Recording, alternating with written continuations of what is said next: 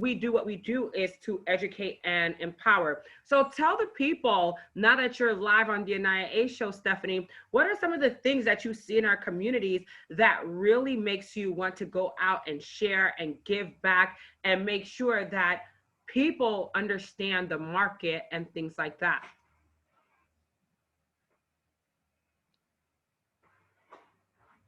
Stephanie?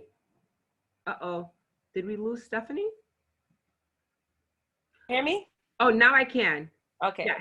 So for one of the things that I specifically see is that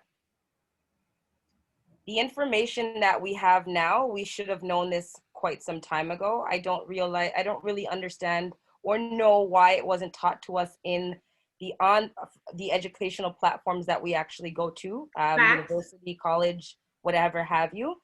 For whatever reason, it wasn't placed out there.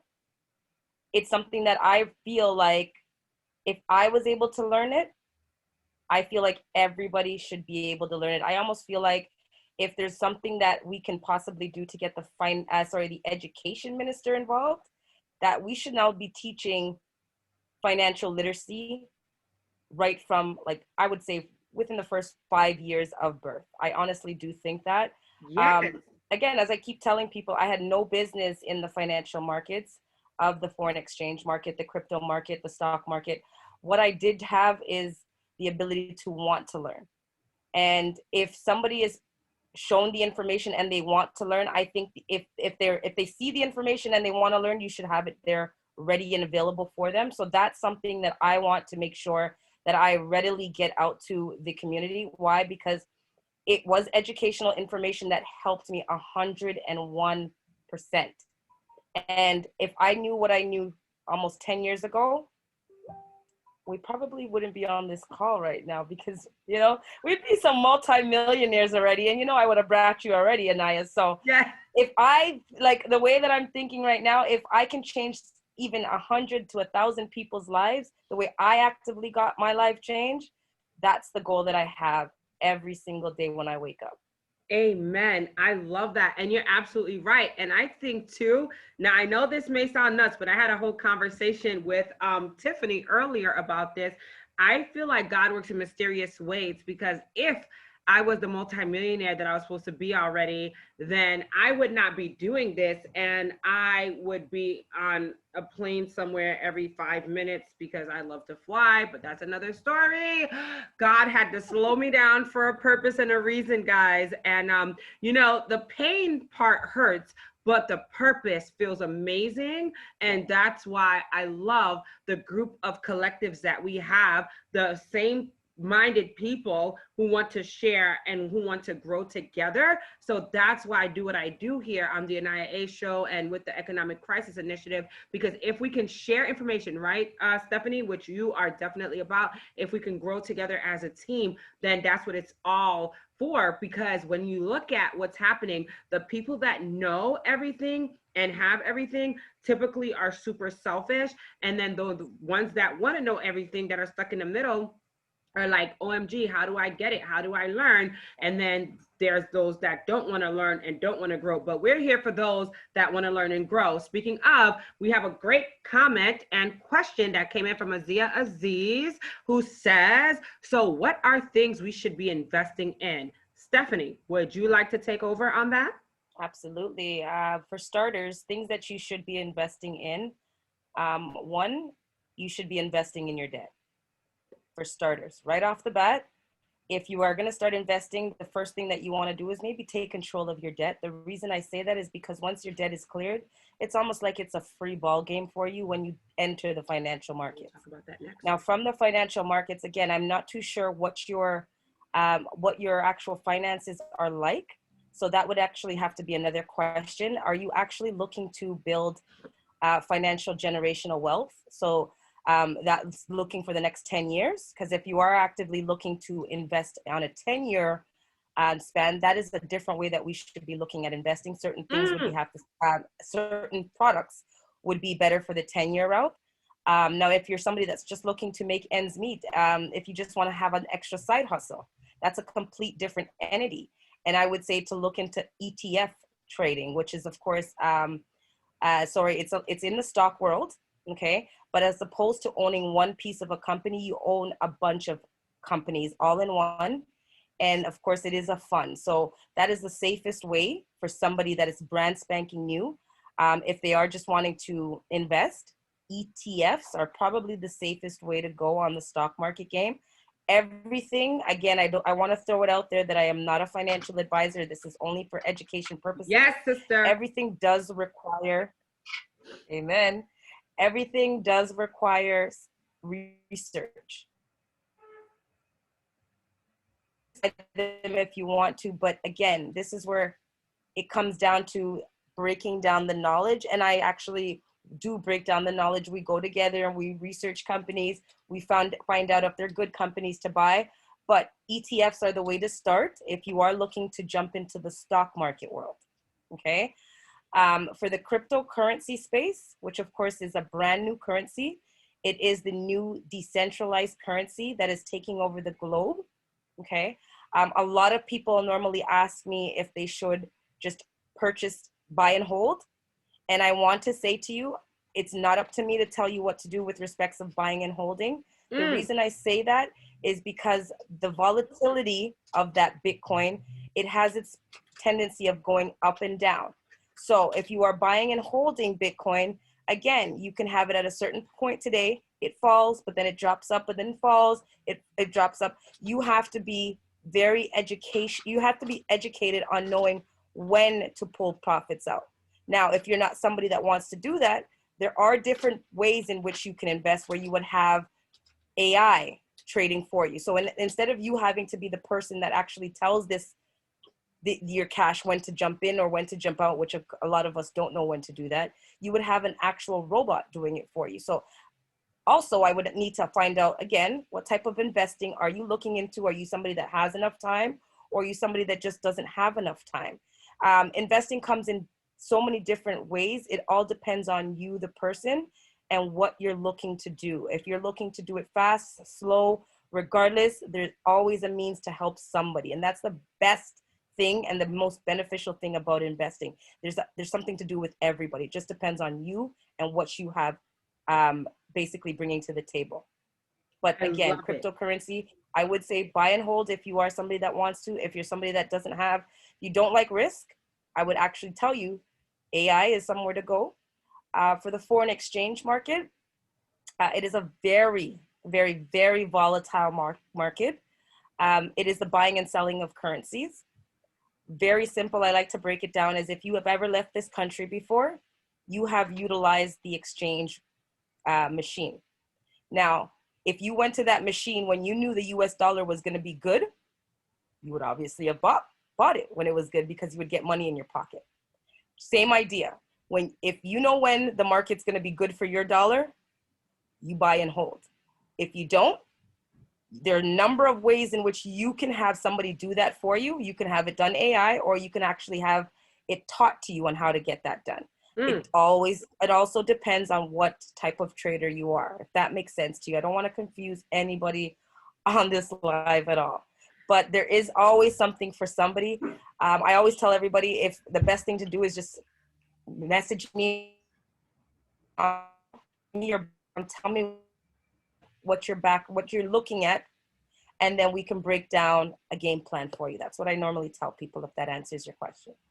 That is so beautifully said. And one of the disclaimers that we do put out on the ECI, as well as here, which I have to start putting more disclaimers, is that we are not financial advisors. We are just Black folks that give a damn about the people and their money. Amen, somebody. All right. So share this live with everybody. Come on if you want to join us. Myself and Stephanie are live with you all. Tonight was so empowering. And like I was sharing, and before, Azia says thank you. And she also had said that she started with Robinhood and she has a few ETFs. So that's great that she's already on that level. And she also does not want any more debt. Sister, you're on that trajectory that you should be on. So that's beautiful. But real quick, Stephanie, we have a message coming in from IG1 on this platform. We have my girl, Tiffany, who says, sorry, Oh, I've been talking for a few hours, haven't I been? Wow.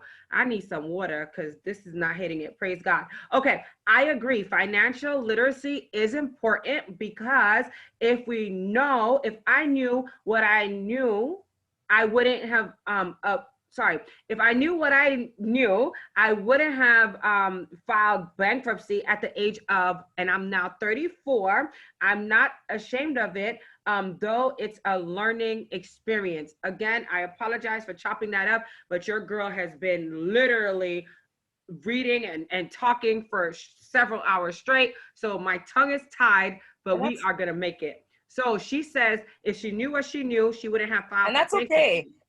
That's okay, because remember,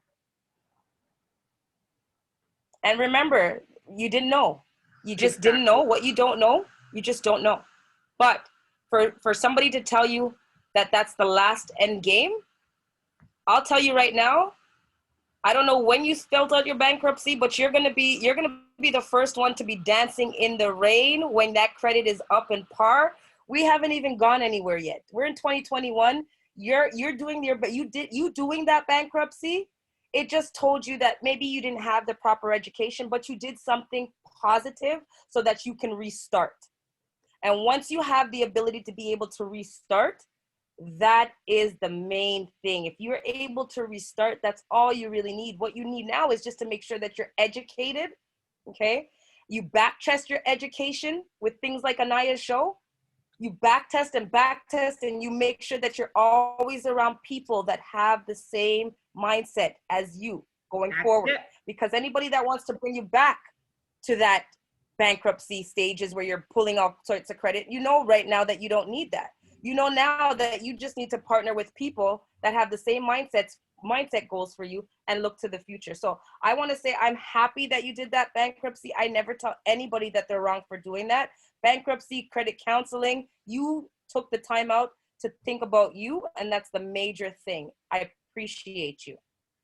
That is so beautiful. Thank you so much, Stephanie. And she says, yes, I just filed in July and it cleared up in September. And yes, my credit has shot up a lot. Look at that. Go, Tiffany, go. I always was afraid to file for bankruptcy. But you know what? Thankfully, I didn't have to do it. And it's been a very interesting process.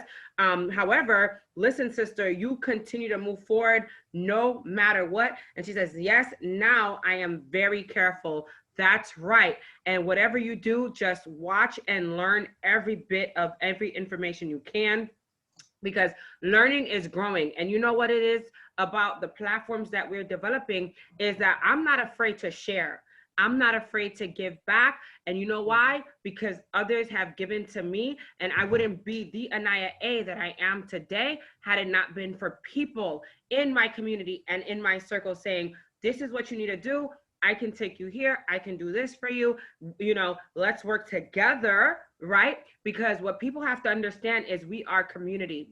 We are better together. And some people don't feel like that, and that's okay, right? But for those that do feel like that, I'm grateful for. Stephanie, for those that are watching tonight that feel like they are not where they should be financially, you know, and they have big hopes and dreams, but sometimes they get down and out. And I love, oh, you're welcome, Tiffany. You are so welcome. And they feel like they're not where they should be financially, and yet they're still striving. Can you motivate them, like, to stay on course and things like that? Absolutely. So again, it starts with the motivation. You can't motivate yourself, or you can't motivate anybody besides, and if you're not motivated yourself. I'm a motivated person. I call myself the motivated mommy. I just want people to understand that I don't care where your background is from. I don't care what you were taught previously. All I do care about is you, and you caring about yourself. A lot of people come to me and they say, well, Steph, I don't have a lot of money. I don't know if I can invest. You can invest anything that you have. I tell people, go look around your house. A lot of people don't like to sell certain things. Do something different. Yes. The only thing that can change is you making the change, right? I tell people also too, the best thing to do when you are actively looking for change, and I said it already, is just find a community of people that are looking to better themselves. Mm. If you are able to basically connect with people that are bettering themselves, you will blank out anything that is bothering you. I started my business with $99. Wow. Okay. I started my business with $99 and I didn't know where that business was going to take me. But one thing I did know is that I was extremely dedicated. And I looked at the person that was bringing me in and I said, if he can do it, I definitely know I can do that. Start looking at people for what they're worth. Yes. And stop looking at them for what they're not worth. If they're not valuing your time, you don't need to talk. You can always be friends, but if they're not bringing value to you, that's bringing you down a notch. When you have valuable people around you, you will realize that the conversations that you have, they become so extravagant. The things that you thought were small, the people around you think, hey, no, it's actually very big. I'm proud of you. It starts with you and just the small things, the people around you. And I may say this and it may come off negative. Your family, okay? Your friends, okay? Your siblings, those people you trust, love, and respect, those people they're doing the same things regularly. And if you want change, you have to become the change that you want. And I'm not putting these people down at any given cost. I'm not. I love my people. I love my mom. I love my dad. I love everything. But when I want change, I got to go out there and get change. I got to start following the people that have what I want and stop looking at the people that don't have what I want. You better preach, sister. This is the Amen Corner. Tiffany is amening it in her community in Syracuse. We have a Zia that's like, that's so true. Having like-minded people who bring you up will take you further. You better testify. And that's why, again, we do what we do, because yes, says Zia with all the exclamation points. Let me tell you something. God did not bring us together for no reason. And a lot of people do not believe that. But I'm a big believer in that, because when we do our affirmations at the end of the ECI, which is the Economic Crisis Initiative, what we're doing is we're speaking into existence what we want in our communities, what we want for ourselves, and what we want for the future, right? And with that being said, like I shared just tonight, my credit score has jumped up considerably. My financial status is moving in the direction that I want it to be. Not because I have all the answers, but it's because I continue to go to people or learn from those beautiful people whom care and who have great advice. Oh, Tiffany says, she's saying everything I had to change my environment. Yes, that's it. When you see that you're not happy in a particular predicament, what you have to do is say to yourself, ready for this? Do I want to stay here in this mess, or do I want to grow? If you want to grow, and this is what Stephanie was basically saying, and if you want to change your landscape, your environment, etc., you have that ability. You know, I could never really be like a domestic violence like counselor person, because the first thing I be saying, and Stephanie, you're gonna laugh because I have 2 points. Because the first thing I be saying is, girl, you better stab him and keep walking. Okay, praise God. That's Amen. not, amen, sister. That's not what we should do, but that's my mentality. Like, oh my God, or like Medea, throw that pot of grits on his ass and let him burn. Okay, because I mean, he's not that tough when you fight back. That's my mentality. And then Stephanie, because when we were on the last ECI meeting, Stephanie had to correct me, because I'm like, well, if you like, you know, Nokia, or let's say you like Samsung, shit, you use it, excuse my language, invest in it, you know, whatever you like and you use a lot. Starbucks, if you buy a lot of frappes and stuff, shoot, you might as well invest in it. Stephanie was like, no, let me clarify. You should do your research. Do you remember that, Steph? I remember. And I'm going to throw it out there again. You love the companies for what they're worth, but always think about, you love me for what I'm worth, but do it, if you go inside of me and check my health and everything, am I that great? Right. Am I that good? Think about that as a company. You need to dissect that company. You need to go into the depths of that company. You need to know that right now we're moving technologically based, in any company that you want to invest in as we speak. better have a plan for the next 10 years. And it has to have something to do with technology. Technology is key right now when we're all on our phones daily. It's key. So your CEOs, they need to be actively doing something to better 10 years right now. I'm going to give you guys a gem. Give us a gem. I have a few of them, actually. Weed stocks. We smoke weed. I smoke weed. I'll let you guys know that. We're on live. I'm putting it out there. Go ahead. No. And let me tell you, I used to be a pothead, but then I got super angry. And remember I just said about the stabbing thing? Yeah, we don't smoke weed anymore. But I don't care if you smoke weed, child, especially if you're investing in some good stocks with that good ganja. Tell me what to invest in. I don't have to smoke it. Go ahead. So my thing is, you got to understand that there are 3 major weed stocks out there currently right now that are actively like going crazy. They're pretty much starting out for the very first time. And just like when a company's really starting out for the very first time, yep. Normally 9 times out of 10, they're going to sky high. Totally. If we were able to buy a stock at $2 right now, and that stock in the next year went to $100, we made some serious profit. Right? What I want you guys to do is I want you to Google,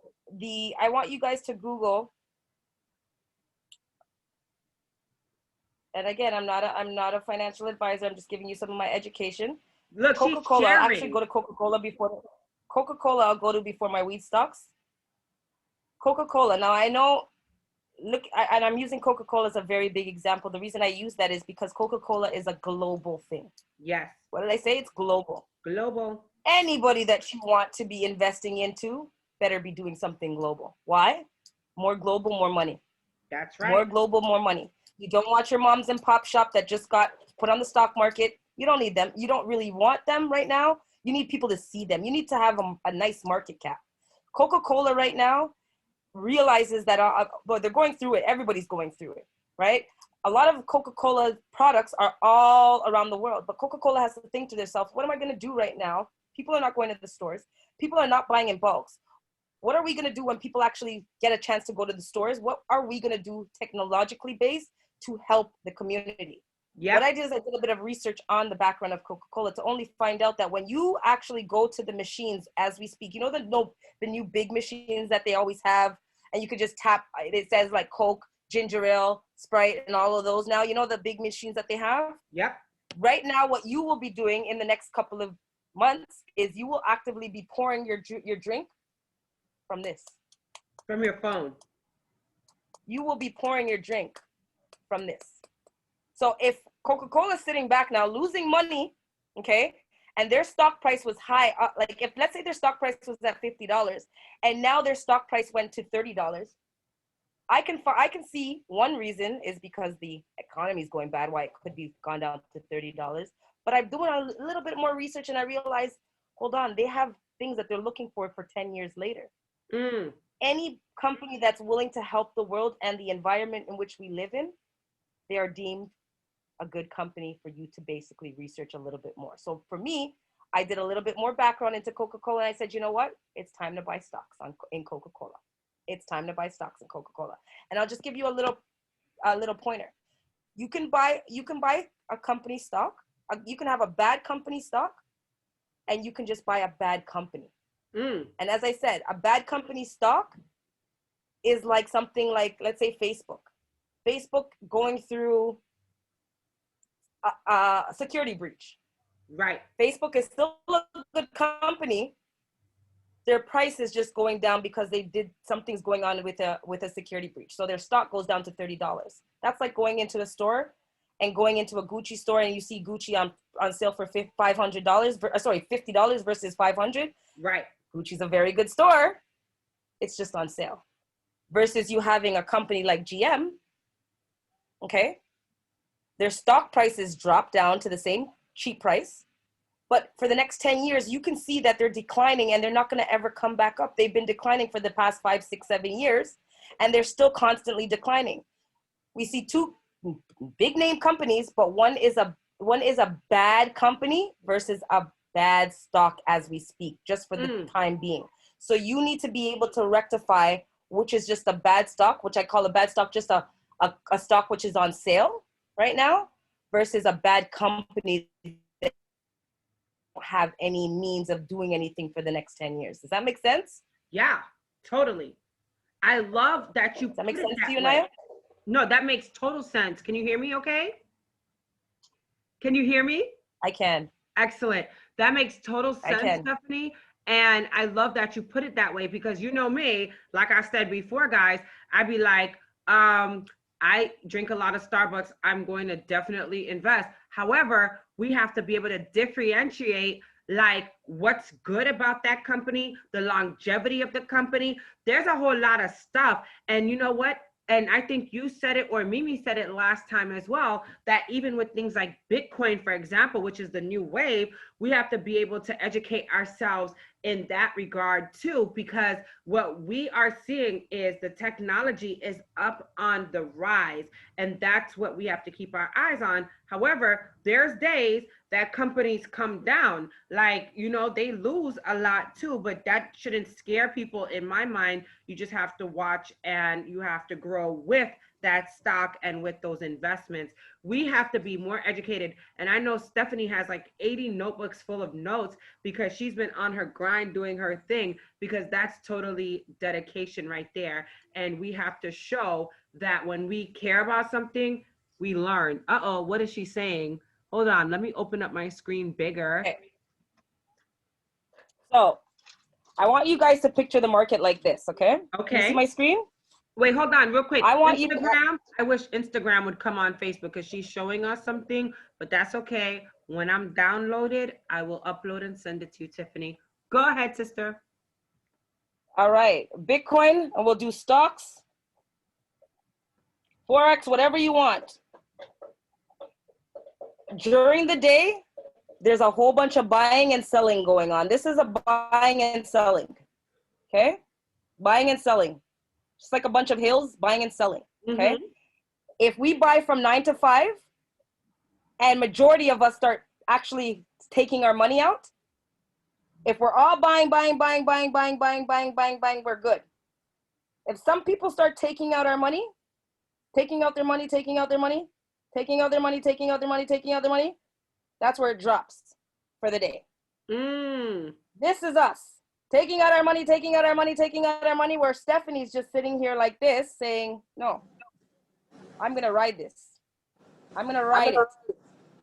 This happens every single day of the world we live in. Every single day there's buying and selling, regardless if we're in the Bitcoin market, we're in the stock market, or we're in the foreign exchange market. It's happening regardless. Buying and selling is happening. But the reason things go down in price is because when buyers are buying, okay, there is a time when the buying pressure starts to die. And when people stop buying, the scared people start to take their money away. Yes. And when scared people start to take their money away, that affects the buying price. And when the buying price is affected, that is a time where me and other investors are getting set to start buying again at a different time. Okay? We never look at it like, oh, because these sellers started to take our money, we're just going to take it out and never go back in. No, we're going to set up and wait until the buying pressure starts again, and we're going to start going again. If these little scared people want to go in and take their money, we're just going to wait to set up at a certain date so that we can start again. But because these people are taking their money, when we jump back in, there's a discount available for us. Wow. Discount to jump back in. But they don't realize that that's what they're doing because they don't understand the game.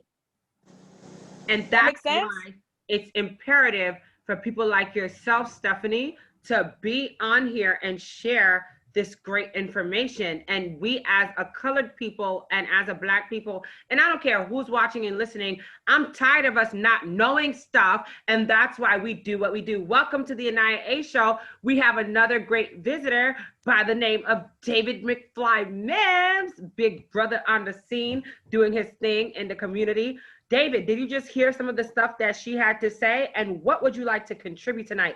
Welcome, Instinct Music. Hey, good evening, everyone. My name is David McFly MIMMS. Steph, that was really wonderful. That was good. I really like how you showed the window of opportunity because people don't really understand that there is a time where there's like a slow moment where people do get scared and take their money out, and that depreciates the value. So that'll be like a good time to jump in and get it when the price is low, because the main thing is, buy low and sell high, and that's a real great thing. I'm pretty sure you could talk about, the Amazon stocks years ago, how it was in 2014 and, compared to now. So that's all I, just want to say. And just sit back, just listen and absorb all of this good knowledge, because sometimes it's good to talk, and sometimes it's just good to sit back and listen to other people, sharing the knowledge. And I definitely appreciate you tonight. Oh, David, I appreciate you. Yes, we appreciate you for sure. And one of the things about David and a lot of our community leaders here, Stephanie, what you don't know is we're part of so many groups, right? And we are leaders in our community. We're like the next wave of like civil rights leaders, et cetera. We're always on the scene. David, the reason why I love when you come on is you add such a different dynamic, because you're in the streets, what the people are facing. What do you think, David? And of course, Stephanie can answer this too, but because we're in New York City and we know the amount of homelessness and, poverty that we're facing, what do you think it'll take, David, for our people to learn some of these things and really apply them? Anybody else can comment. Welcome back, Gregory Roberts. But I asked David because he just joined our platform. Yeah, well, I was a social worker in a homeless shelter for like years. So I seen the dynamics of, what causes people to be homeless, and what can help people to get out of homelessness and poverty. And even though some of us are in homes now, apartments, houses, and things of that nature, that doesn't, exclude many of us, because, even though, we're so-called stable, a lot of us are a few paychecks away from being homelessness, from getting into homeless. That's why last year with the Corona situation, a lot of people wasn't able to do or follow the quarantine. Why? Because they had to work. They wasn't in that financial situation where they could afford to take a week off of work, or 2 weeks or 3 weeks. I could say two people in this world that mostly everybody know, who can really quarantine as long as they want. They could quarantine for years if they want, is Sir Richard Branson with Virgin, and Russell Simmons. Sir Richard Branson, he has his own island, and Russell Simmons is somewhere in the mountains in Asia doing yoga, showing his yoga videos on Instagram. So the reason why is because they have a lot of their hands in a lot of pots, and generating income streams from different areas, and they're able to save, put their money into things where they can benefit from residual income, which Steph, I know you're talking about right now in reference to the residual income, which is, can be with stocks. People is doing it with Bitcoins and cryptocurrencies. And there's a lot of new innovative ways for people to really be educated. Another problem that we had as in the Black community is the mental health and the mental brainwash. There was a video that's surfacing in YouTube and online for years. And it was, this was in the, I think probably in the 50s, a white guy was talking in a commercial, or it probably was a commercial or something, but he had a video and he was talking about how do you get Black people to purchase things, make them think that, they can't afford. And, that's the reason why a lot of Black people today, especially when the African-American community want to buy expensive things, Gucci, Prada, and all of those things that cost $300, $500, $1,000 bags, $2,000 belt. And it's nice if you can afford it, but the thing is those are the type of things that causes people to be in poverty. Focus on material things, and they don't talk about you know, how to like have Black people invest in things. They only want like, you know, Black people in the Black community to like, you know, buy things, material things, shoes, hair, weaves, you know, jackets, purses, all of those things. But you never really hear about like in the environment of, you know, having Black people like invest in stocks, businesses and things of that nature. So that's another form of propaganda. So that's what I would like to say for now at this moment, but I definitely love to hear more of what Steph has to say, because she's definitely kicking like a lot of knowledge right now and a lot of facts. So I really, really would love to like, you know, just sit back and just listen to my lady speak. Thank you so much, David. And real quick, Tiffany has to run because she has to meet with another parent. She's a teacher, and she says thank you to everyone. And we will be in touch with Tiffany some more. Also, Culligan Music has been on with us this evening. He's a young brother that I met. David, I don't know if you were live when I met Mr. Culligan himself.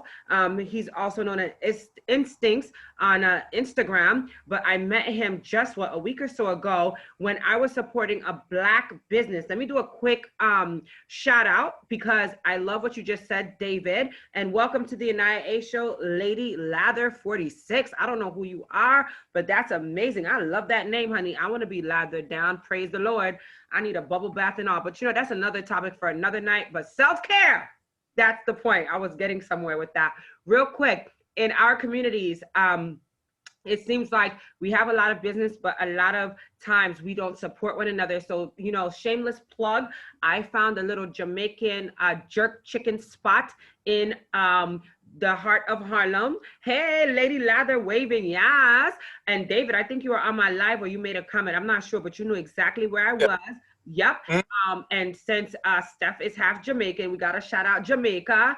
Kamala Harris is also half Jamaican. Jamaica, okay, booyaka, booyaka. Yeah, just wants to be. Yeah, you already know. You know, I'm a whole nerd. But no, the point is I started frequenting this spot. They didn't know who I was and everything. I like to go in and out of places, but the lady was so nice. I don't even know her name. I can't remember. But anyway, when I saw that the place was pretty empty one particular moment, you know, because there's always so many people in there, I was like, would you mind me going live and sharing? Because I had promised to talk about their, you know, place on my show, which they didn't even know what I do or nothing. And so literally, she was like, yes, matter of fact, please, you can. And then she put this young man to perform live as well. And this spot, let me tell you something, out of all the Jamaican food I've had, out of every Jamaican restaurant, and this is nothing derogatory towards anybody out there in the restaurant business, don't nobody come for me with the jokes and the foolishness, but when I see and I taste good food and have great service, I have to talk about it. Not only was the place impeccable, but the woman running this place, I want to say her name is Miss Rosa. If Instincts is still on with us, if Mr. Cooligan is on with us, please let me know what this lady's name is. I don't even know if she owns the place. She just worked there. This woman is the sweetest. And y'all know Caribbean places, before we talk about some other stuff. Haitian, the same foolishness. Jamaican, you walk in sometimes, they be like, what you want? Or in Creole, oh, and then the Haitians, qui ça vle la jodia? Like, you don't have it. But listen, do you don't have it? We out. What? Do you want me to shop here? Do you want me to enjoy your food? Because you all acting like you could give a care less. Anyway, this spot is amazing. It's Jerk House Caribbean restaurant. I'm shamelessly plugging them in a whole lot. They are on, I want to say, Adam Clayton Powell and 127th, right, David? Yep, 127th Street at Adam Clayton Powell, which is 7th Avenue. Which is 7th Avenue. Thank God for the people that know this community, because you know I don't know a damn thing about directions. But anyway, that's where they are. I gotta shout them out. Anytime people is doing great stuff, I'm here to represent for our people. And this is why I said all of that, right? David and Stephanie, like you all know a lot about this stuff. I feel like a lot of times we don't have enough Black-owned companies in this stock market game. Real quick, we got another comment. Real quick. Lather, aka Lath and Plaster Iron Worker. Oh my God, did we do a course together? This looks like my friend from, I think, a class we did together a while back. I may be mistaken, but anytime I see Iron Worker, I feel like that's my sister who speaks a few different languages too. I hope that's you, because I don't remember your first name, but Lady Lather, that's pretty dope. If you are, welcome to the Aniya A show. We should interview you soon. She does something really dope, boy, fresh. She says yes. Tell me more. I can shout you out live on the Aniya A show. I haven't seen this young lady in years, but like she is so cool, and we had a lot in common when we took a course together. Aw, praise God. Welcome, sister. Now, I'll read more about her in just a moment. Tell me, do we have Black-owned companies and things like that that are on the stock game, you know, investment thing? Because the reason I say that is like a lot of white-owned companies are definitely doing their thing. A lot of white people throw money at them. One in particular is WeWork. I don't know if you guys remember the WeWork debacle, but that thing still blows my mind how Adam's lying ass was able to get $1 billion or $17,000 billion to do something with WeWork, but I can't get 50 cents on a GoFundMe. But that's not the point. That's not the point. Do we have Black companies out there? Hi, fans. I'm looking right now. I just, it just went over my head. That's a very, very, very good question. We actually do.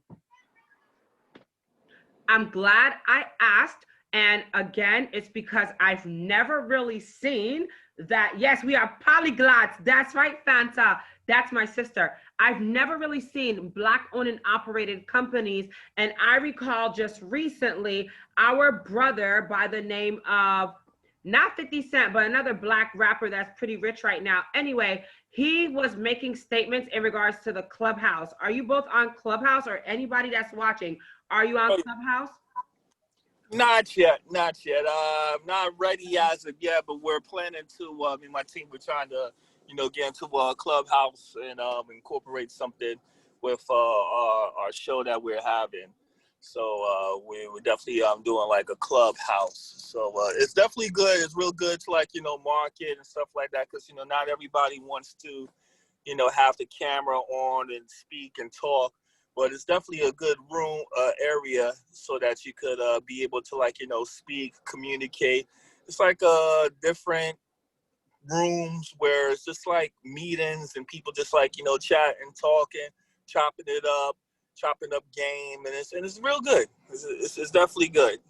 Well, the reason I stated that is because they got like $10 million backing to do what they do for this Clubhouse dynamic, and maybe off with the figures a little bit. However, why is it that they're able to get so much money to do what they do? And I think it's Master P, because Master P is all into investments and real estate. So it might have been Master P, because he got super rich. And Master P was like, we're just making another white boy super rich for something that we could be doing on our own. And although it takes a lot of time to develop these ideas as well as these platforms, I really am interested to knowing how many of us are running these major platforms and how do we invest in each other, because Clubhouse is great, but the reason they're so freaking great is they got $10 million as startup.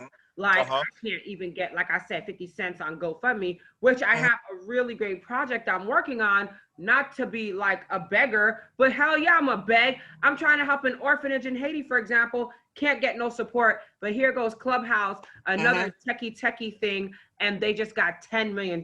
Yeah. So, Well, I could say it's the same thing with it's the same thing with Facebook. Facebook is able to get a lot of funds when it first started, but there was also a lot of Black websites before Facebook. There was a lot of them, and it wasn't able to get the proper fundings and things of that nature. Many of them was declined, but with Mark Zuckerberg, he was able to get it, and his stuff was simple. Before Facebook, there was Black Planet. Yeah. There was Black Planet, and there was a whole bunch of other sites as well too. And it's been going on not just since then, but way before, throughout history. There's a movie called The Banker with Anthony Mackie and Samuel Jackson. There was into like a real estate, and they wasn't able to like get loans. There was to like have there was getting into like banks and real estate, and it was like definitely having like a lot of problems getting access and able to like get certain properties and things of that nature.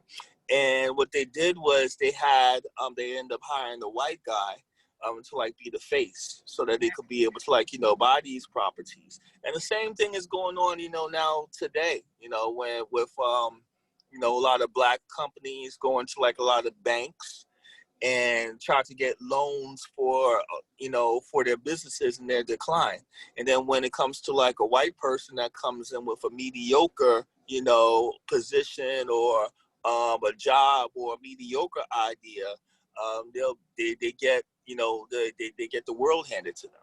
That's right. When it comes to like a black person, they're educated, they have a master's degree, a doctor's degree. Talk about it. Have, all of these things and assets. They invest in their own resources and assets and everything. And they're still not able to like get those loans.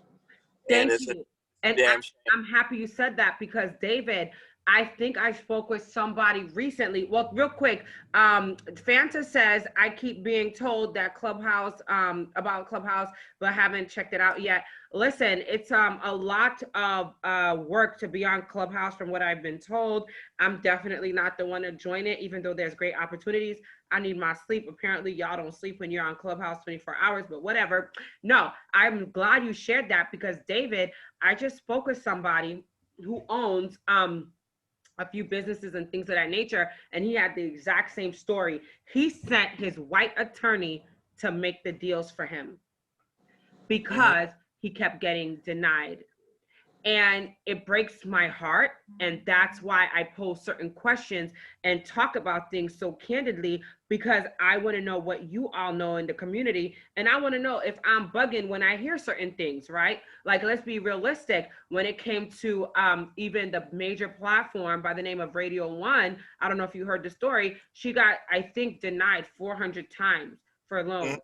And on like 401, she got approved. Why does it take that many times for somebody that, is doing something great to get denied? But like you're saying, David, any Tom, Dick, and Harry with some khakis on walks in and says, hey, I need $1 million loan. And you're like, hey, David, no problem. Not David Black, but David White, right? Because David is your name, David. Okay, you get it.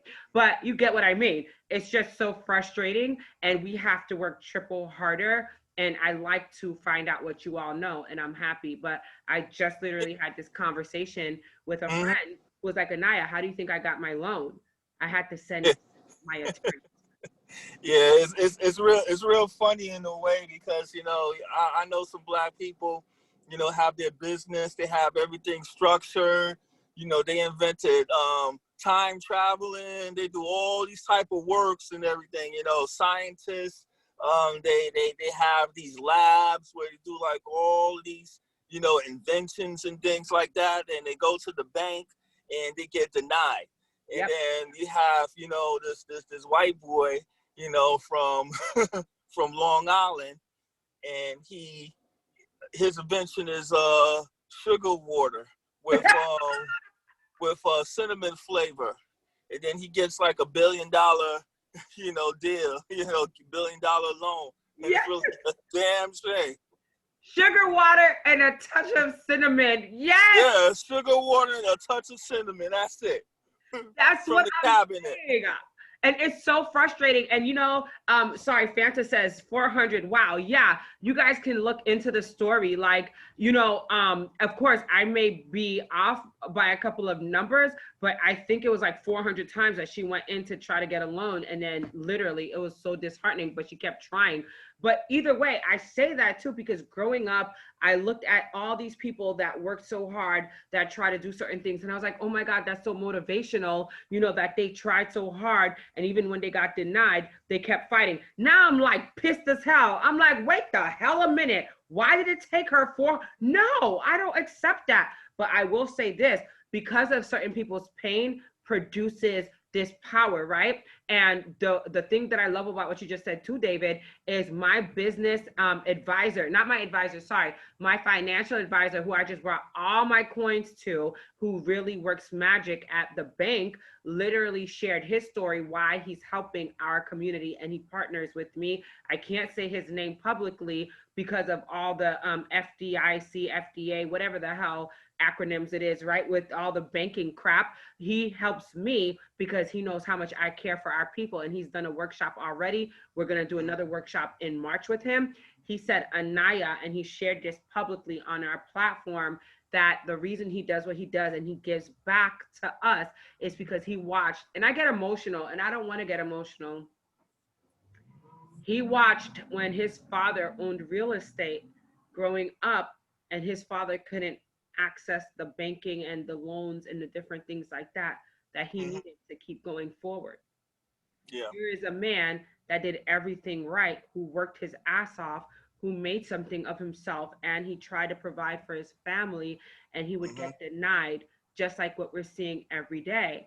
And he has a personal story, and he's the same person, I can't say his name, but he's the same person that when I sat with and I cried to, and I was like, I'm so frustrated because I'm investing my money in certain places and I don't understand. Can you please help me understand this and break this down to me?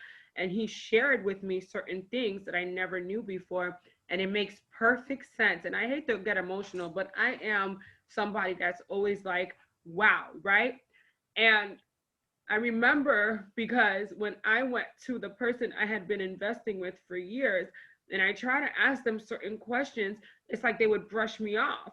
Here I am putting money in this place, and I'm even in, helping you get other clients because I want to see my community grow and I want to make a difference, and you're brushing me off. I don't understand this.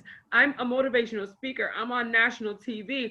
I'm an author. Those are the things I understand. But when it comes to economics and money, I just know I want to not be poor when I die. I want to know that I can actually own something. But when you push me away and when you don't care, like, what is this about? But this brother that I'm referring to, notice how he experienced first and foremost, that racism, and watched his own father go through this pain. And now he's like, if I can give back and if I can do anything for my community, that's what I'm going to do. And he shared lastly that his father made sure he was doing this for a few years before he finally invested with him, because he wanted to make sure he knew what he was doing. And his father's happy with him now. But I just shared that with you guys because when it comes to community and this pain that we feel as a people, it's real. And it's not fair, right? It's not fair that we have to work so damn hard, and we still get denied. We still get pushed aside. But, that's why we do what we do. That's why we stand together. And that's why I fight too. Yeah, like everything you said is really correct. And, another thing is that, when it comes to like a lot of businesses, a lot of the people in the community, we're so separated and so divided when it comes to Black businesses. It's like if we don't have it, we want to have that tear down type of mentality where when you go to like other communities, like in white communities, they end up working together and support each other. You go to the Jewish communities, they work together and support each other in economics. Go to Chinatown, the Chinese work together. But when it comes to like the Black businesses, we feel more comfortable for like, we're so brainwashed with the slave mentality, feeling that white is right, that we would rather go to like the Asians or, a white business before we end up going to like a Black business, because we feel like, so comfortable being brainwashed.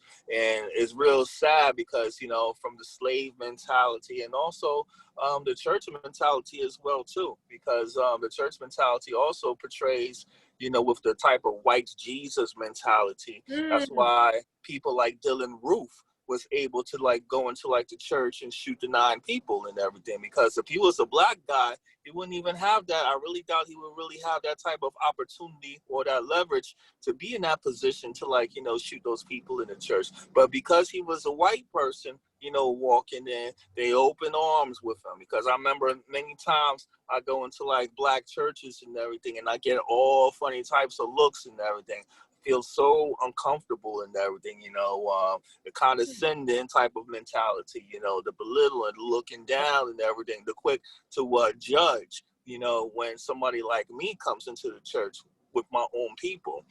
But when it comes to like, you know, a white person, it's a definitely different type of mentality. And that kind of affects a lot of other, you know, businesses, especially like black businesses in the community. You know, we're so quick to like, oh, can I get this deal and everything? Oh, can I get a discount and all that stuff? Well, we're black, you know, can you help a brother out? But when they go downtown in Fifth Avenue, they can't do that.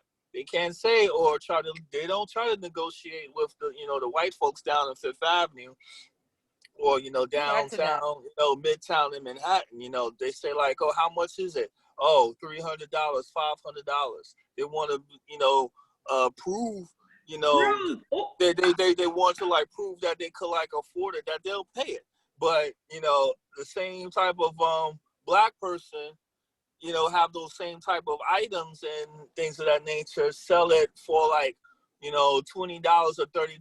Oh, I don't have it. Can you? Oh, I got $10. I got $15. And, you know, they try to like, you know, negotiate and everything. Or can I get it on credit? That's another thing. But let a white person come in, you know, give them the gift the gab and, you know, the game, hit them with some game and everything, and want to charge it for like $300 and $500, and be quick to buy. It's real sad. That's sad. So true. It's definitely true. I agree with sad. You 100%. Yeah, you know, Master P. You 100%. Why? Because, and again, it goes both ways too. Because as a black business, a lot of black businesses, I don't know how to say this. Like, we don't give ourselves enough time to establish ourselves. Put it like this: a McDonald's can mess up your order 50,000 times. And all of us black people will still go and buy McDonald's, that burger, that number one combo. Yes. Make a black business mess up the littlest thing, and you are literally caking them for the rest of your life. Oh, they suck. Don't go on there. I'm going to put it on Instagram. I'm going to do this. I'm going to do that. You're so ready to degrade that business instead of actually trying to pinpoint what they did wrong and figure out how you can help them. Yes. If their clothing wasn't right, or if they're like something, if we can pinpoint it and then help that person to establish themselves a little bit better, then instead of actually just that mentally puts somebody else in a position where I don't know if I can do that job anymore, and then it breaks the cycle because that person thought they that want they to were run to doing white daddy. They want to run to white daddy, make the report, and all of these agencies come in and try to shut the place down or give them a fine. And Lady Lather says true and old ideology that white is right. And that's what the main purpose of this particular segment is, because I'm sitting here thinking about how many times we have worked so hard to establish ourselves, to gain something, to grow, and we don't get those same exact opportunities. And it comes from a personal place, being a business owner of many years and also investing in things like that and getting pushed aside. But I'm thankful that I've never broken, right? Just like all of you, I have one of those stories that I'm like, okay, y'all want to try it, play with me if you want to. Now let me bring my village together. Because even doing what I do here live on social media, believe it or not, it's not as easy as it looks. But I know the message has to get out there. I know this is a calling for me. This is not just about a career. And I knew that if I didn't step up to the game, then the stories would not get out the way I wanted them to get out. Being on national television, and I have to say this because I hope this gets to Oprah.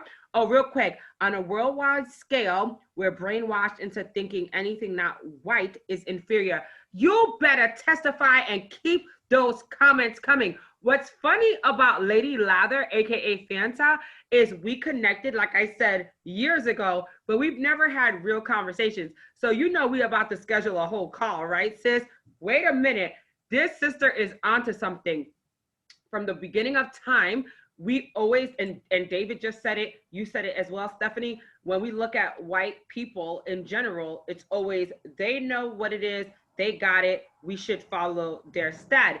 And what's interesting is they're the same people that lead us down and kill us, you know, with the foolishness. Not all white people. I don't want anybody to come out here like Aniya's a racist. Either way, I'm probably not going to get a Grammy or an Emmy for the work that I do. So that part I don't care about in the future, but I want you guys to understand something, that I'm a realist. And I have to say this, you're all absolutely right. And it's true.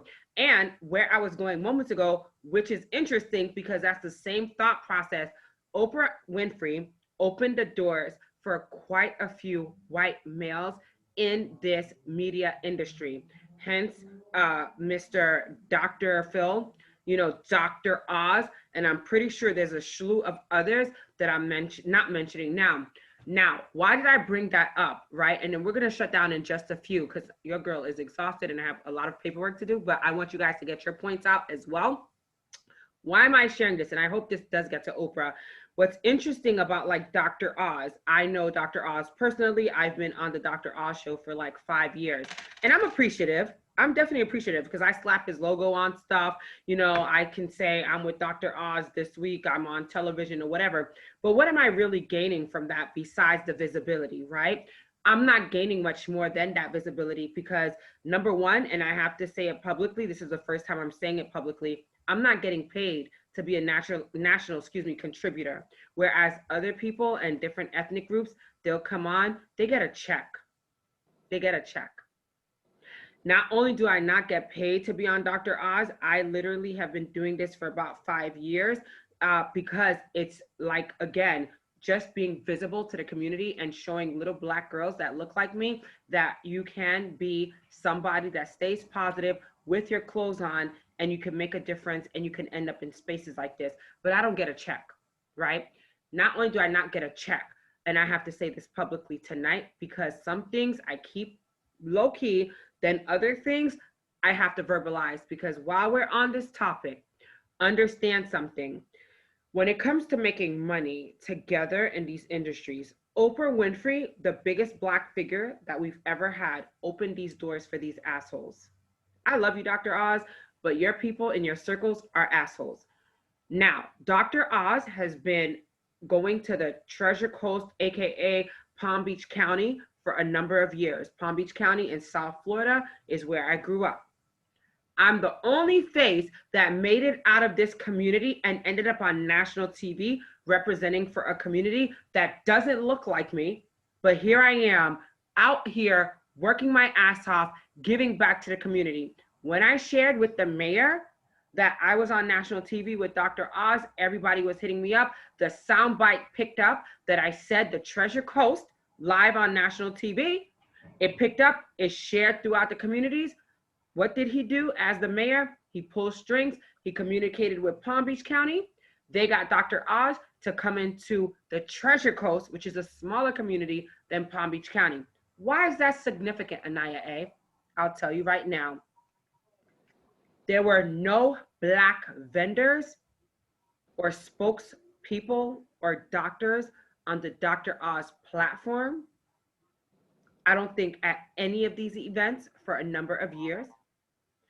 When the community calls me up, ready for this, as the community's voice and face and says, Aniya A, you realize Dr. Oz is coming and we need you to try to help us to get an application to get on this platform, etc. I tried my best and could not deliver because the television station had a protocol and would not open the doors for other Blacks to be on this platform with Dr. Oz.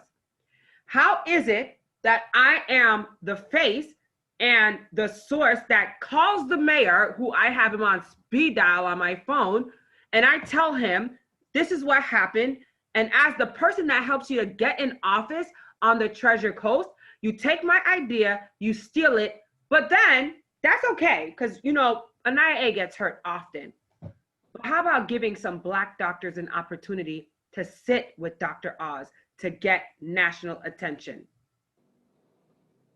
Right. That's all. That's all.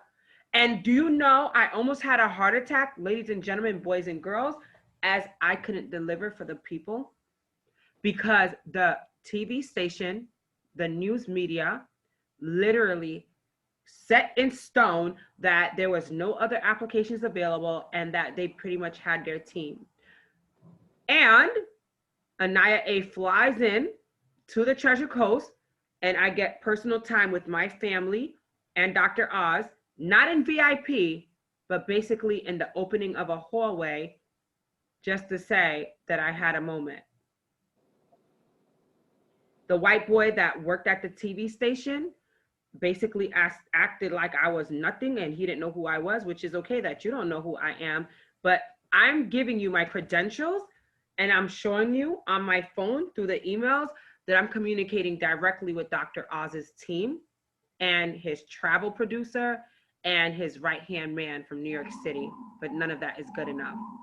You know, I fight not because I want to all day. Oh, and let me tell you the president's name of the television station, because I might as well put her back on blast, because that's how I got to have a conversation with her a couple of years ago. But of course, she didn't care. And we were supposed to meet with her, myself and the head of the NAACP in that community. And do you think she cared? No, she pushed us aside after I humbled myself and still said, okay, because of the president of the NAACP, I will literally meet with this president of the TV station in South Florida. Her name is Caroline something. And ladies and gentlemen, boys and girls, when I tell you it's the most annoying and most frustrating thing to know how hard you've worked, to know how much you've given back, and to know that nothing matters. That no matter how much you give, no matter how hard you work, no matter how hard you try. But here's the joke, and it's not really a joke, I'm being facetious. Freaking Oprah Winfrey opens the doors for you asshole crumb-sucking bastards, and you do not even show any kind of reciprocation because you've made it. Yeah, no. You've made it, but because you put a couple of Black people on your platforms on national television, we're not getting paid. But everybody else gets paid.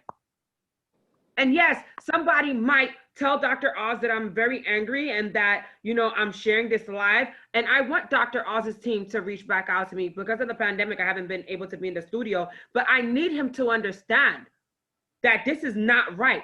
And I'm not talking about this because I want to, but we have a serious problem. There's a problem. A problem. And I love Dr. Oz, like I said, because he's somebody that I highly respect. He's given me opportunities to be in front of the camera for 5 years. But where's my retribution? Where's my money? Where's my contracts? Oh, here's the woman's name, y'all. You know I'm dirty with it. Y'all can reach out to them if you want to. Her name is Carolyn Taplett of the TV station, which is WPBF 25 ABC. WPBF.com, and her name is Carolyn Taplett. She sent me a personal email, which is too long to get in today, but I might have to do a special show dedicated to this topic. I know I'm not gonna, might have to do it. I'm gonna do it because y'all brought something out of me tonight. Thank you. Well, WPBF? WPBF.com in South Florida. And I can even email you what she emailed me, and literally, she did not stand by her word. We were supposed to have a meeting about this whole topic. They did not allow any Black doctors or any personnel in any hospitals, et cetera, to be on their platforms. And it was so frustrating because I spoke about it. I tried my best to get, and I almost had a heart attack. You know why? Because here I am as the Black face, the Black girl who made it. And yet when the community calls upon me as an activist, as an advocate, I can't even get an application sent in to my community to even say, at least we have the application. Let's wait to hear back and let's see what they do. Hopefully they'll do right by us as a people. And I can even show you all the emails between Dr. Oz's team and myself to show that I had personal time with Dr. Oz with my family, because how this whole thing happened was when he interviewed me on Faithful Fridays about my family. But because I am not Kim Kardashian or even, you know, Renee Zellweger or whatever the hell, I get no love, no appreciation. But again, it's not about me because I'm not big headed. I'm just telling you guys some of the things that we go through. And I'm glad we're having this conversation, because I'm going to dedicate another Aniya A show, which may be next week on Tuesday, about this topic, because now I'm angry again. Sorry, go ahead. No, but you know, Aniya, but you know, these are the recordings. Sorry, David. Go ahead. Yeah. I was just trying to say, like, you know, the moral of the story and the reality is that, you know, they're not really obligated. You have to understand, like, they're not obligated to bring you back into the show. And the thing is that it's their house, and it's like, if you're not invited, then it's their house and their rules and everything. And the thing is that we have to get ourselves in position of power so that we could be able to, like, you know, have our own house and our own structure, so that we'll be able to, like, you know, call our shots. You know, the experience that we would have, like you had on the show, is good. You know, you could learn from it, you know, take from it, and be able to, like, you know, build your own. You know, there's a saying that, you know, if you give a person a fish they can eat for a day, if you teach them how to fish, you know, they'll be able to, like, eat for a lifetime. So the thing is that we have to, like, be able to, like, learn and be taught how to, like, fish, so that we could be able to eat for a lifetime and have our own fishing company, our own fishing market, so that we could be able to, like, have the resources and the power to, like, help people. Like me, for an example, like, yeah, I went to, like, you know, get some loans in the past and things like that, and was, like, you know, denied. But you know what I ended up doing? I ended up, like, you know, working, saving up my money, investing in my own equipment and things of that nature. You know, I don't like to borrow things from people, or really, I don't really like to ask people, you know, for anything, because the people act funny. You know, it's like people want to, like, you know, get things from you, but, like, when the time, you know, comes in return, you know, they act like, you know, you're pulling teeth. So it's like, I'm like, you know, I'm able to, like, you know, get my own resources, and that's where the power comes in. It's like when you start to, like, have your resources, because you'll be able to, like, call the shots. So like with you for the show, for example, you know, this is a good platform for you definitely to, like, you know, make a start, and, you know, to, like, build, grow the numbers, grow the subscribers, you know, with the website and things of that nature, and, you know, have your resources and power. Master P did that, you know, instead of, like, you know, going to, like, you know, the record deals and being fully under their control. He had No Limit Records, you know, and he started No Limit Records, sold his records from the trunk, and now he has a multi-million, close to $1 billion company with, you know, his son Romeo and everybody else in the family, having products, selling Master P noodles, and you know, the hip hop chips and all of that stuff, the rap chips. You know, he's doing, like, a lot of great things, and, you know, investing in a lot of great things. So it's like, you know, the moral of the story is that, you know, it's time for us to really not just build our own homes and, you know, houses, so that we could be able to, like, you know, invite people, but to, like, let's take it a step, you know, further, and, you know, get, like, you know, the kingdom, the mansions, of course, and, you know, our own land. You know, that's why it's important for us to, like, own land. Don't you know, get me misconstrued, and that's why I stated it earlier too, David, and I concur 1,000,000%. It is their home, but who helped them build that home? That's just gonna say. I was just gonna say, he took it right out of my head. Right, like, Stephanie, and we allowed ourselves the obligation for them to do whatever they're doing to us. Right, and we allowed it. Stephanie, hold that thought quick, and that's what. No, that's okay, because that's what I want to clarify too. I said I'm appreciative of Dr. Oz, because his producers are not the problem, but they actually have a lot more power when they kind of say things like, well, this is not our real issue, and this is what was told to me, but Aniya, don't worry, we can get you with the travel team, and we can make something happen in Florida, so you can meet up with Dr. Oz and your family. And I have the pictures and everything. I can show you guys a whole lot of stuff on a shared screen, which I will, but I want, you know, my sister, to finish what she was saying, Stephanie, but understand something. I'm appreciative. Like I said, I wouldn't never be able to do certain things and get into certain doors. But again, when it comes to the money, for example, David, and this is why I want to clarify this point, because some people may not understand, but here's why it's crazy. To be a vendor and to be on the national platform in South Florida at this event, that I'm referring to, which is, ready for this? The follow-up is the Dr. Oz Festival, okay? The Dr. Oz Festival out of South Florida in Palm Beach County, which is one of the richest communities. And if you know anything about Palm Beach, you'll know that's where Trump is and everything, okay? Palm Beach Island, all of that, that's where all that money is generated, okay? And what I want you guys to know is it's not just about the visibility, as well as not allowing certain people to be on this platform. We're talking about, to be on that platform alone starts at $5,000 a piece. A piece.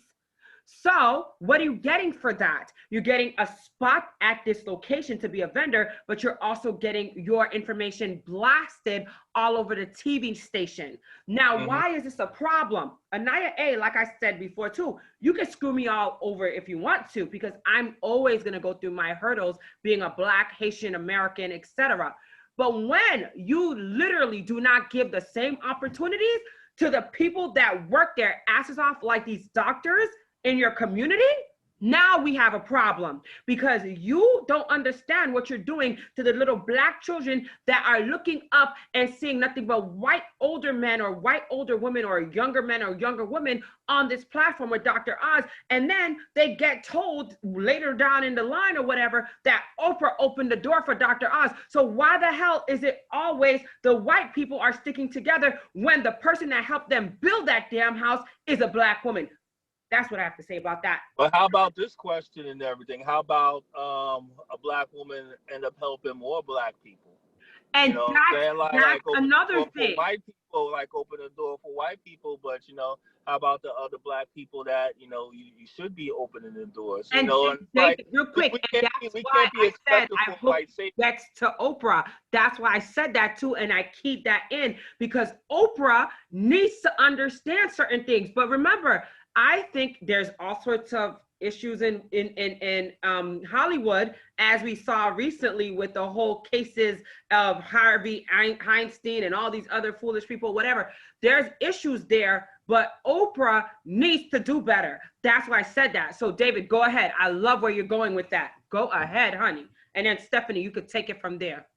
Yeah, it was just like, with what I said, earlier, we should be able to hold our own nuts, as a squirrel, we should be able to hold our own nuts and be able to really have our own resources. We can't be looking for the white savior, and us as Black people, we had that problem so many ages, since slavery.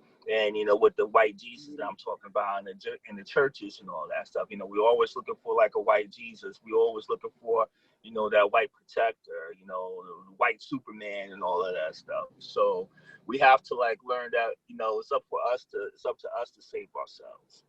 It's up to us to start working together.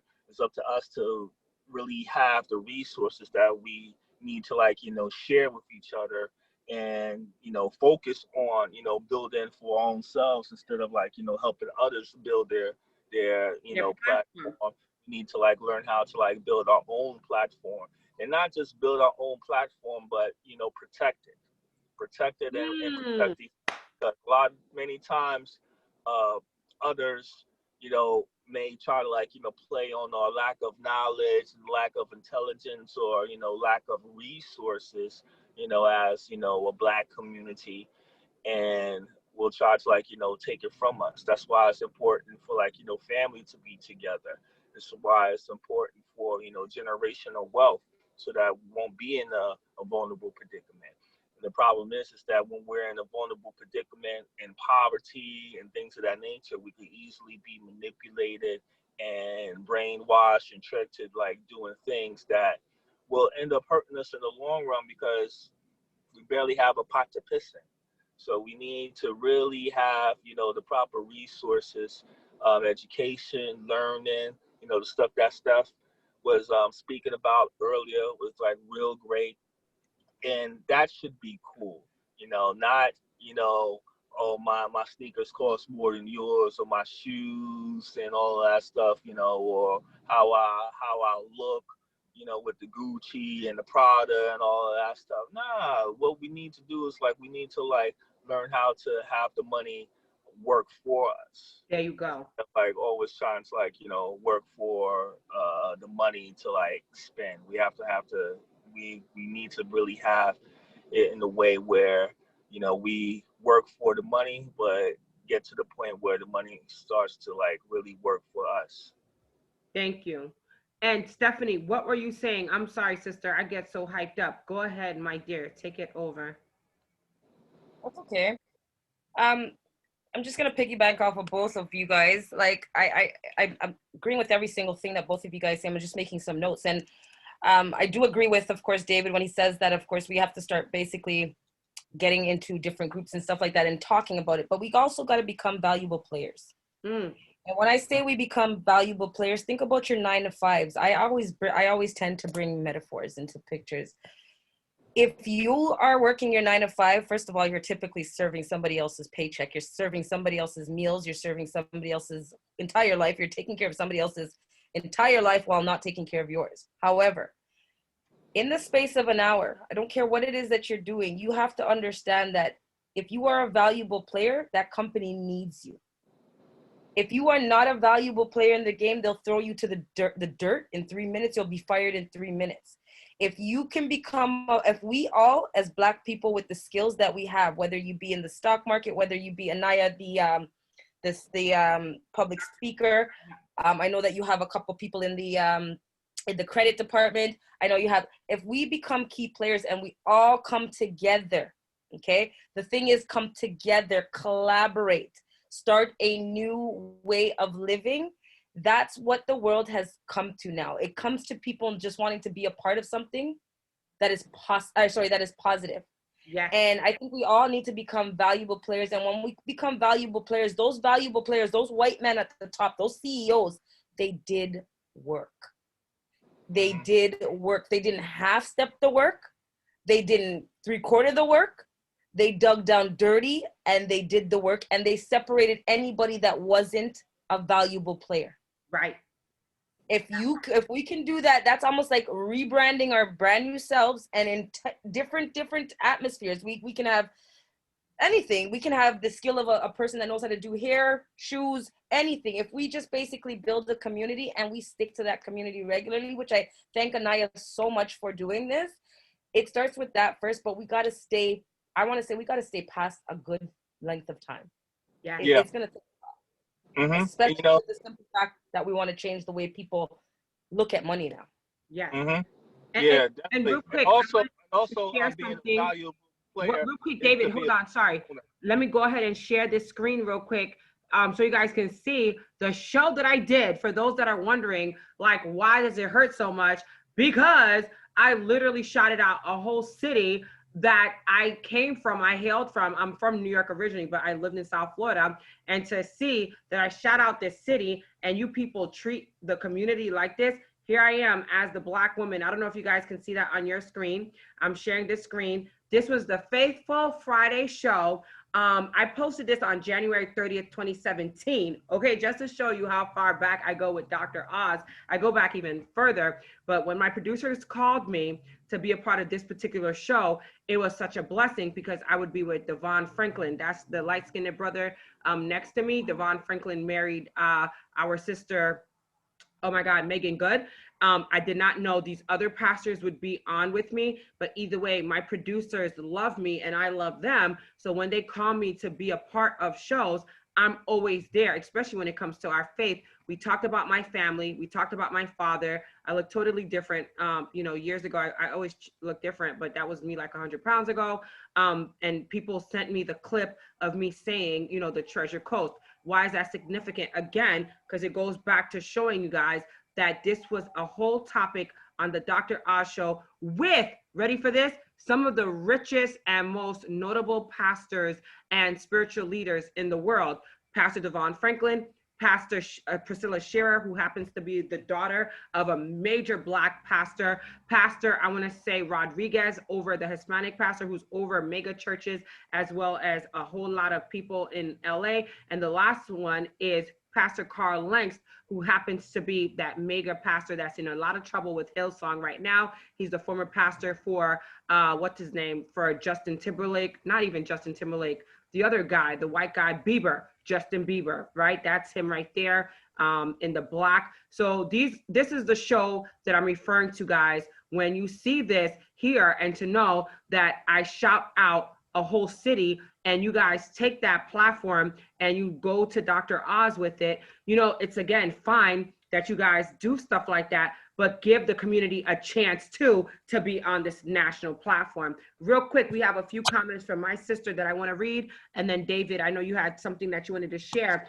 Lady Lather says, wow, 5G, yes, to be on that platform in Palm Beach and in the Treasure Coast was $5,000 just to be a vendor and to have their information circulating through the news.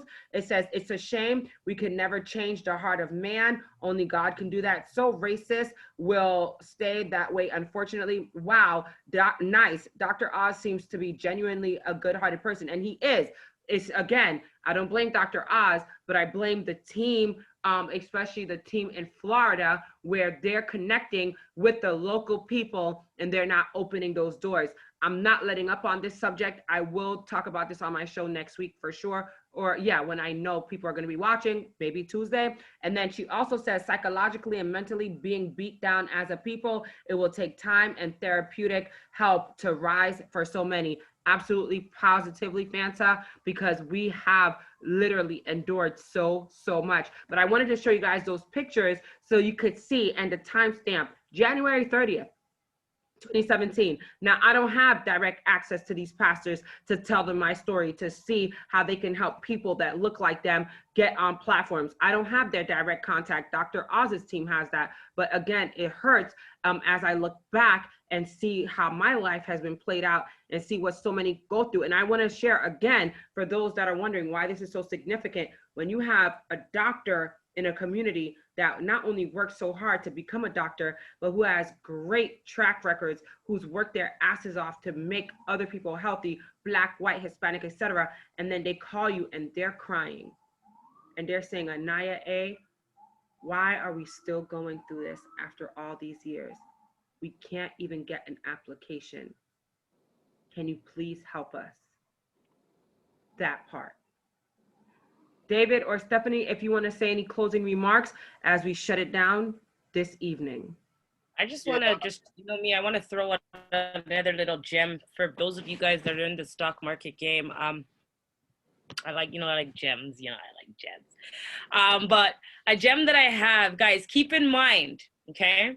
You guys are in the US, so everything I do is in the US. I love the US.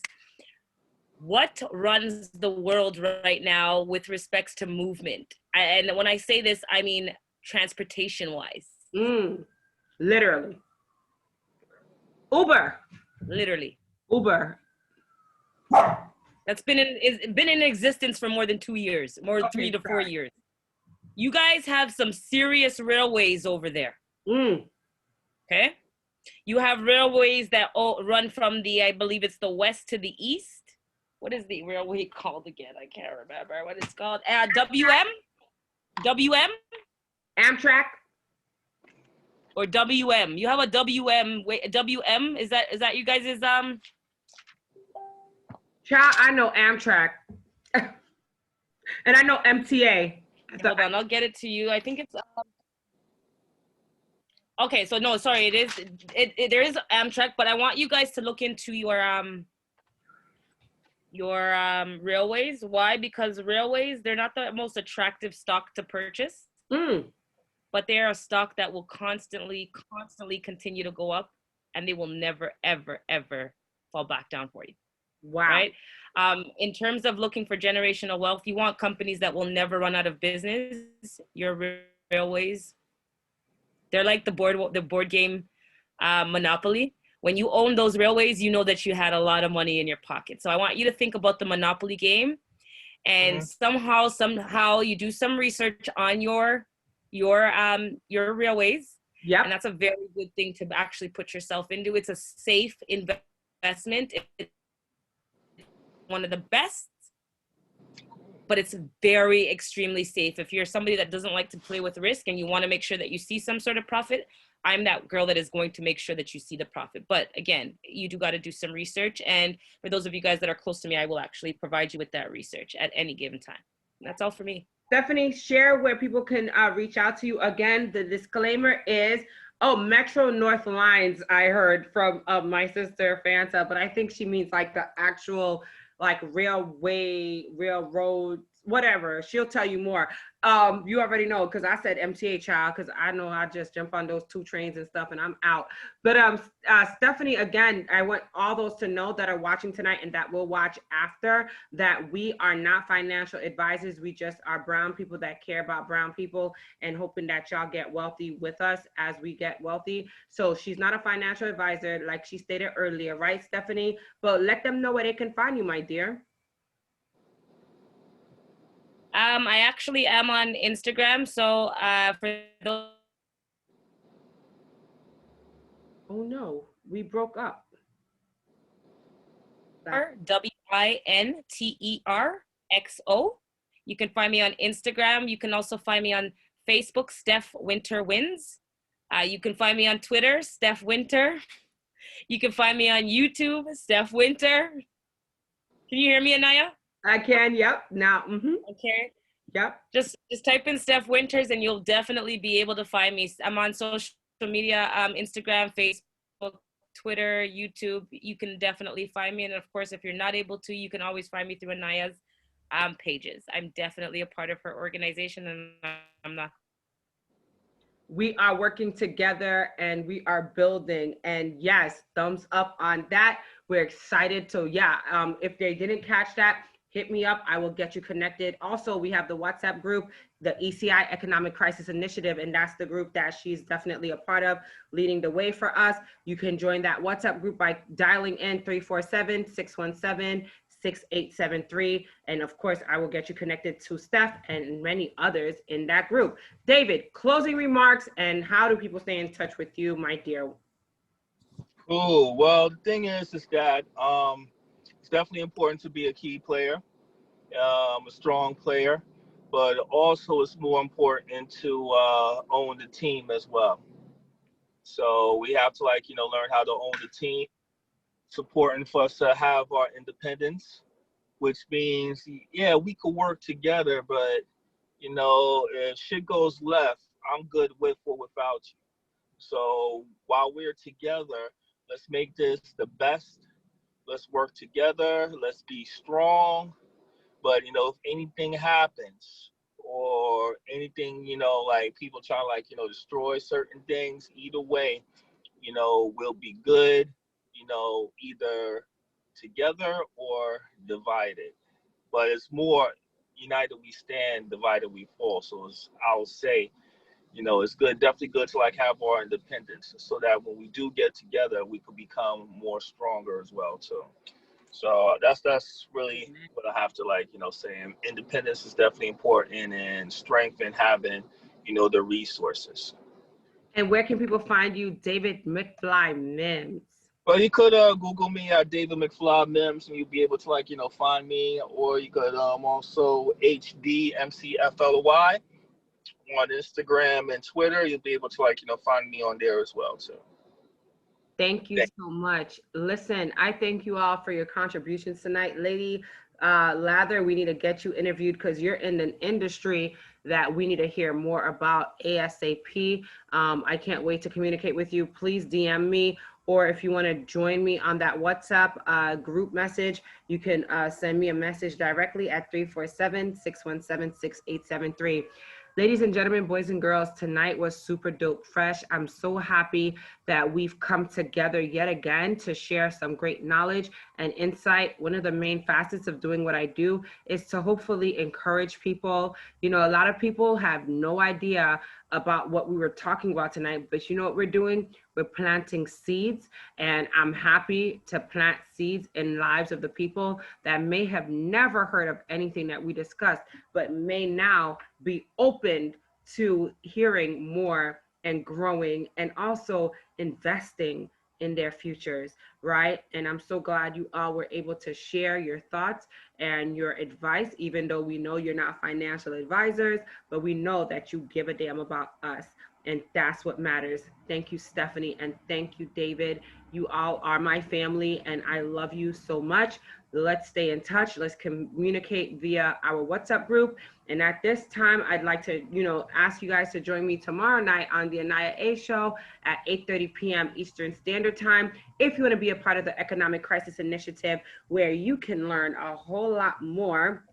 Oh, yeah. I'm so glad, Lady Lather, that you had the time to join us, because we are excited to reconnect with our friends and also make a lot of new friends. And that's what we're doing. Just to let you all know real quick, with the ECI, we're going to be sharing our platform with thousands of women and men, but we're just building to make sure the momentum is right. So as we're continuously building and growing, we want you all to get with us on the ground level, because when you're here at the ground level, then you cannot be ignored at the top. Amen. And as long as you are doing the right thing in your community and you want to contribute and help and share, that's what it's all about. We will be back tomorrow night, like I said, at 8:30 p.m. Eastern Standard Time. But again, you can stay in contact with us throughout the week in regards to the ECI Economic Crisis Initiative or the Aniya A platform, or just asking me questions like, how do I reconnect with that Stephanie chick? Or how do I reconnect with that David McFly MIMMS guy? Like, they're pretty cool, Aniya, and I can gladly reconnect you to my people, because mi gente es tu gente. My people are your people. I love each and every one of you. You're presently listening to Lachi. It's our time. Good night, ladies and gentlemen, boys and girls, and we'll see you tomorrow night. Thank you. Guys. Yeah. Have a good night. Good night. Love you all.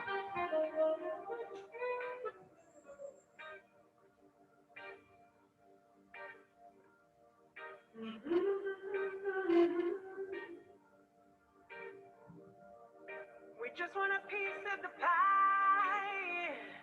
So we pack our bags and run. Said we pack our bags and run. Trying to walk on the wire. Cause there's nothing we cannot overcome. Nothing we cannot overcome. They don't realize. They don't realize. We're gonna take our turn. We're gonna rule the world. Cause it's our time. Our time to fly. We're gonna take our turn. We're gonna rule the world. Cause it's our time. Our time to fly. They're not gonna take us alive. They must not know how we do. They sure don't know how we do. Cause we're gonna fight to survive. They will not knock us off our groove. They will not knock us off our groove. They don't realize. They don't realize. We're gonna take our turn. We're gonna rule the world. Cause it's our time. Our time to fly. We're gonna take our turn. We're gonna rule the world. Cause it's our time. Our time to fly. They'll see with their own eyes. It will come as no surprise. We'll climb the rock most high. It's time for new chapters to fill the pages of love, life, and laughter. I pack my bag, look ahead into the light, and I'm ready to claim my dreams, and I'm ready to take the flight. And I admit it in my heart, I feel a little fear. I'm racing towards my destiny. I gotta keep keep my conscience clear. The blue sky's got a star I should be standing on. It's my turn and I'm ready to take the world on. We're gonna take our time. We're gonna rule the world. Rule the world. We're gonna take our turn. We're gonna rule the world. It's our time. Our time to fly. We're gonna take our turn. We're gonna rule the world. 'Cause it's our time. Our time to fly. It's our time to fly. It's our time to change. We don't need a reason why. Let's make a change.